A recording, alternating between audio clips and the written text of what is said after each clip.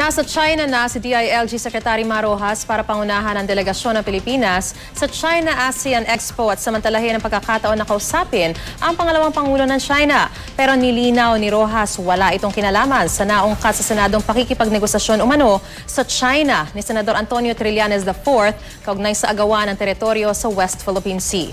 Balitang hatid ni Sherry Ann Torres. Lumipad na patungong China si Interior Secretary Marojas para pangunahan ng Philippine delegation sa China-ASEAN Expo. Kalakalan at turismo ang ibibida sa pagtitipon. Pero ang target daw talaga ni Rojas ay makausap si Chinese Vice President Xi Jinping. Dala ang mensahe ni Pangulong Aquino sa pamahalaan ng China. Kabahagi ito ng diplomasya sa pagitan ng dalawang bansa na nagkakaroon ng hindi pagkakaintindihan tungkol sa mga ilang bagay, no? So hindi naman po pwede na i-atras lang natin ang interes ng ating bansa para lamang na smiling ang lahat, no? Pero hindi naman tayo naghahanap ng away or kalaban. Hindi tuwirang sinagot ni Rojas kung pag-uusapan ng agawan ng teritoryo sa West Philippine Sea.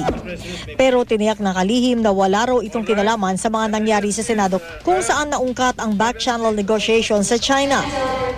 Paglilinaw naman ni Presidential Spokesperson Edwin Lacerda na kabilang sa delegasyon.